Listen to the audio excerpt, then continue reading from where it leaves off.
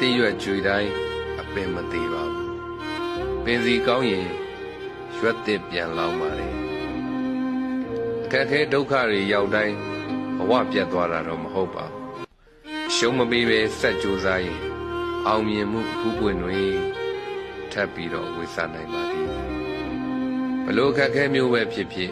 အရှုံးမပေးပဲနဲ့ဆက်လက်ပြီးတော့ကြိုးစားရမယ်ဘာဖြစ်လို့လဲဆိုတော့အခက်ခဲတွေများလာလေလေအဲ့ဒီပုဂ္ဂိုလ်ဟာသူ့ရဲ့အရေးချင်းတွေပေါ်လာလေပါပဲ